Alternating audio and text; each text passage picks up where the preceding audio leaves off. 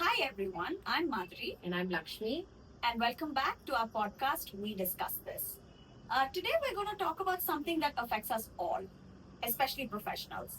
So, we're going to be talking about work life balance because that affects us all, especially as working professionals, whether it is career, life, health, kids, whatever it is, in some aspect or the other, it does affect us. Yes, in fact, I had a former boss who used to describe work life balance as work life, which you should balance, right? And Yeah, but that's not true. And we all know that's not true. And that's not how we can, balance work life. So we're going to be cooking up something radical but simple.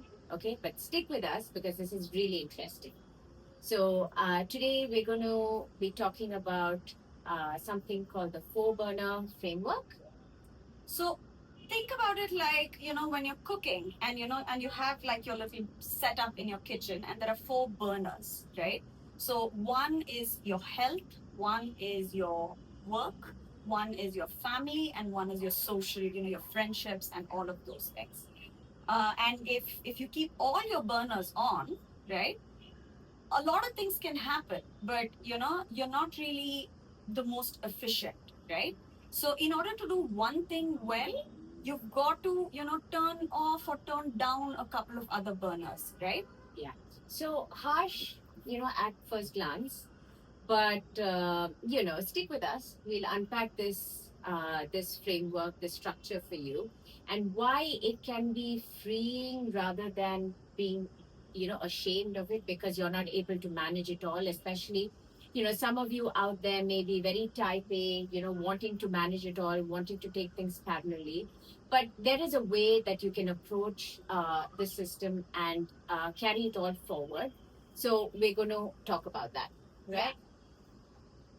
So think about it like when you have to do one thing. So, for example, you're on a fitness journey, right? You go on a run, you go to the gym, you have to put that time and that energy in order to be really good at it, to hit certain milestones, to hit certain, achievements in your physical body, attain a level of healthiness in your body. And the same way for all other aspects of life, right? When you're working and when let's say you want to start a business, or you, even if you have a job, which we do, you obviously, a lot is expected of you that you bring to the table. And trying to do too many things at once, obviously, as human beings, you feel exhausted at the end of the day, and god forbid burnouts. Yeah. Right? Yeah. So I think the framework isn't really saying that you're a failure. Okay. It is just you trying to not put all burners on full blast, right? And I know we all have so much energy, but very little or limited time. So it's how we kind of approach each aspect of our life and not be completely burnt out, yet be successful, in whatever aspect we choose to do for that particular moment or that particular situation.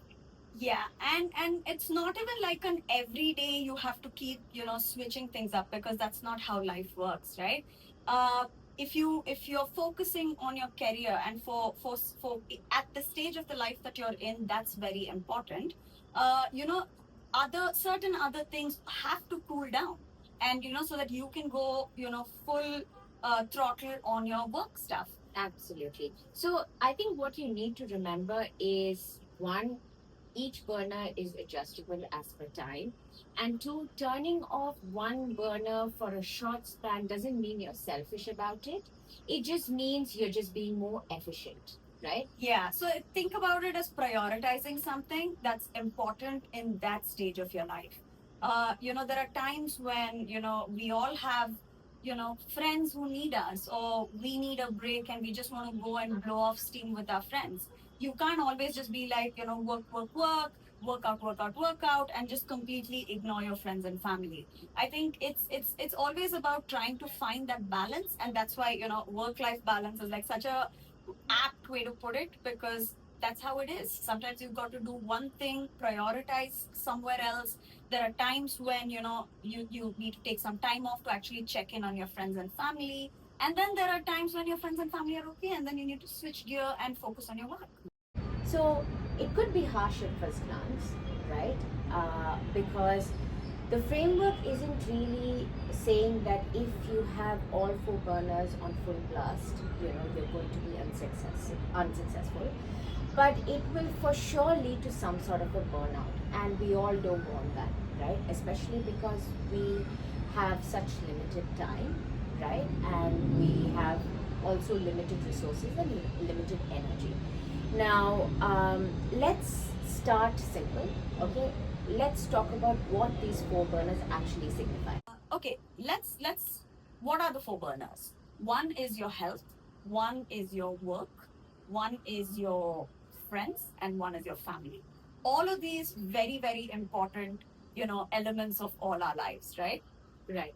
So, and it's not like I said, it's not like you can't take it all forward at full blast.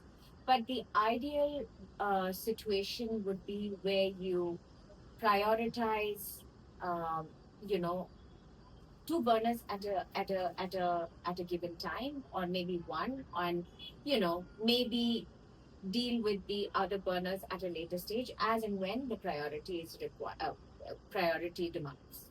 Exactly. And this doesn't mean that you crank up the heat on one thing, let something completely cool down. It doesn't mean that at all. It just means understanding prioritization in a way that works for you. And unless, and yeah, I think the ugly truth is, unless you have a lot of external help, it's really hard to manage. This could be in the form of other people helping you out, crazy wealth that affords you more assistance and things like that.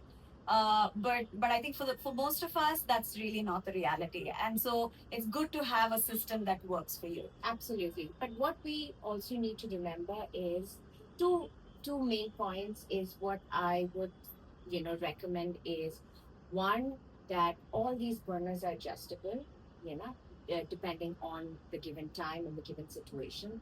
The second thing is, just because you are focusing on one particular aspect of your life, or in this case the burner, doesn't mean it is selfish. It is just simple prioritization. Agreed. So now that we know what the four burner framework is, let's try to talk about little hacks that could help us. In fact, we are trying to incorporate these in our own lives. Right. So, one of the hacks that we are trying to do is running your life as per the season. So, for example, for me currently, my kids are off school. So for me, it'll be paying attention to the kids, my work, my business over my health, right?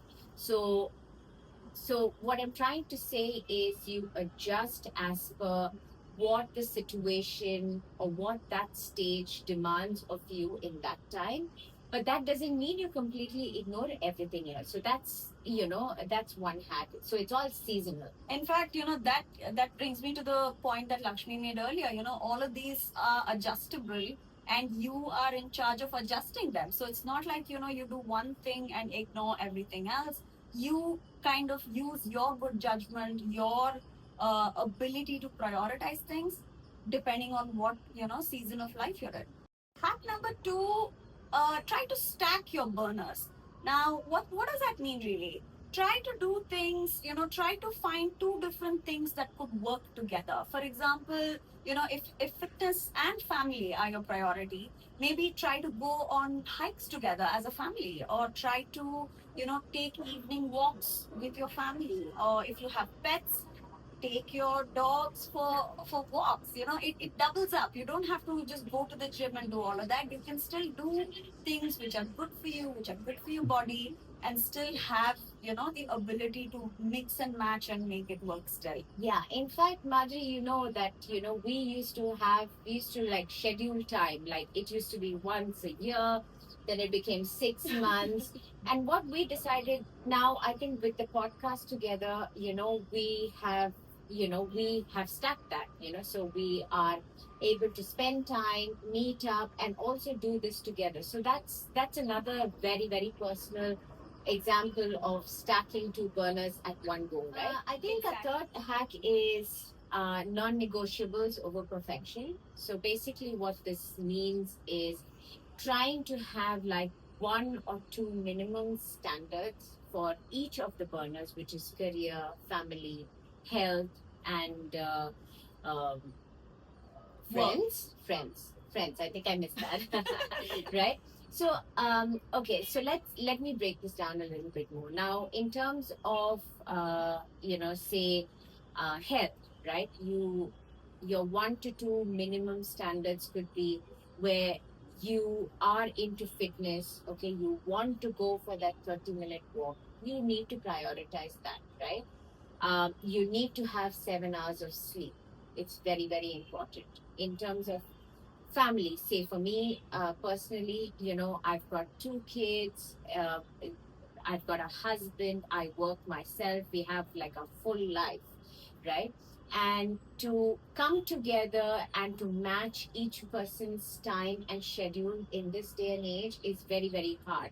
So, what we do is we try and do at least 3 to 4 meals a week together. So these are a couple of, standards that we can set up, in these aspects, right? Exactly. And it doesn't have to be something crazy. It doesn't, and it just has to be something that's very important to you and you stick to that, right? In terms of friends, have one or two meaningful conversations with your friends. Have, your time where you will actually show up. Friendships are not, if you have to build long lasting, long term, meaningful friendships, you have to show up both for the good and the bad. It can't be like I show up when it's convenient for me and you figure it out. That's just a very selfish and a not so nice way to operate. And that doesn't really lead to anything, right? So have that consistency of checking in with your friends, showing up when there's a celebration, showing up when there are, bad moments and things like that. And in terms of work, I would say always keep, and work again being such a big part of our lives, it cannot be, it cannot be ignored at all. And what you could do is find time to upskill, find time, in a day that you will actually learn something new that works in helping you grow as a professional. What can you do in your daily routine to be more efficient, to be smarter about how you work? Yeah. If it means automation, if it means learning a new skill, it's all, baby steps, and doing little things consistently is what counts more than just saying, it's too big, it's too daunting a task, I'm just not going to do it. Yeah, absolutely. So what you don't need is perfection, but the key thing is what you need is consistency. It's very important to be consistent. Build tiny habits that you can make, part of your everyday life. That way it's not going to be overwhelming and it's actually going to be achievable. The fourth hack that we do is the 80% rule. Now, that is basically, just being present, right? It is not trying to get to something or doing something, uh, at a later stage when you have the time or the mindset for it, but just being present, right? So instead of waiting for the perfect scenario or the perfect setup for doing something, you just do it. You just show up and you do it. For example, if workouts are important to you and you don't have the time for a full blown 1 hour workout, do a 20-minute workout. Go for a run, go for a walk, do some yoga. You may not have the whole day, but you still do something which is better than nothing. Yeah. Waiting for the perfect moment. Absolutely. And another example is, you're supposed to give your parents a call, correct? You don't have a full hour, but at least just call and check in, see how they are. A quick 2 minutes, because that's what I do. I don't have the entire day to speak to them, although I speak to them like 5 times a day.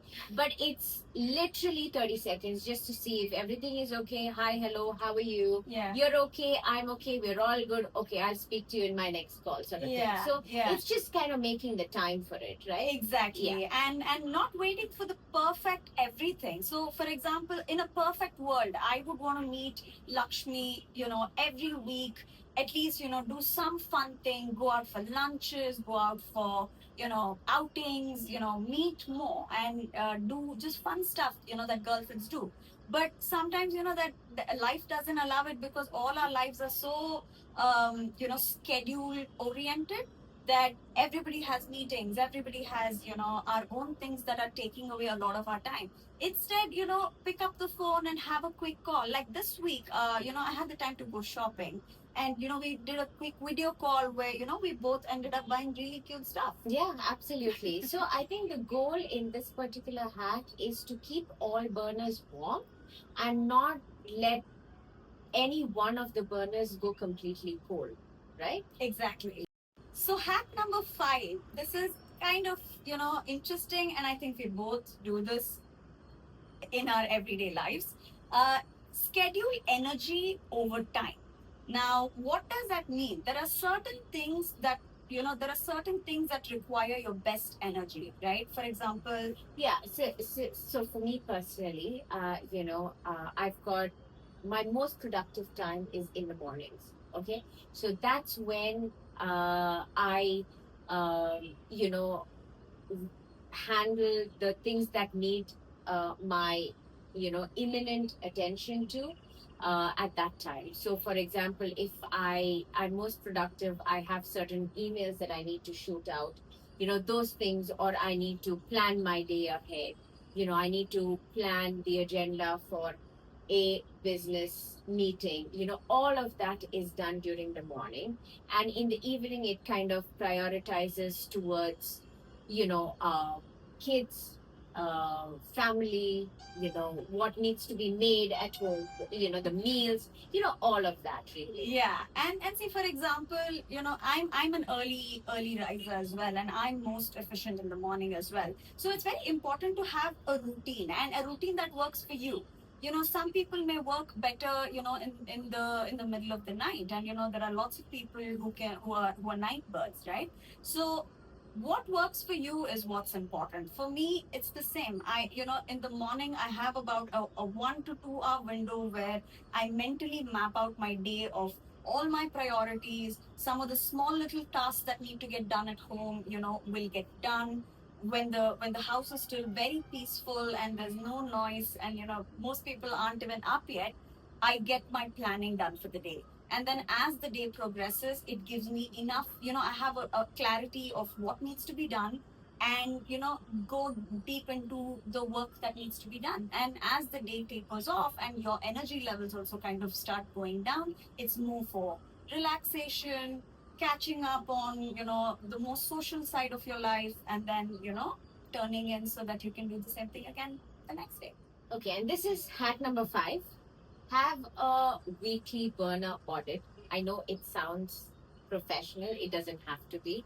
It's just a title that we have given, right? So basically, what this means is that, once a week, try and check in with yourself. Kind of see if you can reflect on what burner you spend the most energy on, and what was neglected this past week, and what you need to be focusing on the next week, right? Exactly. And so, for example, there may be times when you're very, very busy with work. You've had meetings, you've had back to back calls, you haven't had the time to do anything else, barely get 4 5 hours of sleep. And that's fine, because sometimes life needs you to show up and do things anyway. So there may be times when one thing got more attention than other things. There may be times when a different thing got more attention than other things. So, for example, there are times when you're very busy with work. Sometimes you're a little more relaxed at work, which means you have more time to catch up with your friends, catch up with your family. What this check in helps you do is you can actually look at what's getting your attention and what's not. If something feels neglected, you can sort of make that little effort to do more. And it's a good way to just keep checking in with yourself. It doesn't have to be perfect. Every week can be different. There are times when you can be completely scattered. Nothing got full attention. You've been multitasking. You did everything. You somehow sailed through your week, and at the end of it you may be feeling completely frazzled and tired and exhausted. And that may be a good time to sort of call some of your friends, call some of your close loved ones, and sort of unwind, vent a little, and then gather your energy for planning the next week. So yeah, basically keep checking in with yourself. I think that's what we're trying to say. So that was our breakdown on the four burner framework, and we did not want this to be, like a classroom setting where we're giving a lecture and it's not, and it's like, we're trying to lecture you on something. These are the examples that we've shared, the hacks that we have shared is something that we are trying, some of which we have tried and it's helped us. And we hope you have found this useful. um, and we will be back next week with another topic And another conversation. And until then, you know what to do. Like, share, subscribe, comment. If you have ideas, if you have questions for us, if you want to, if you want to talk about anything specific, drop us a line. Thank you. Bye.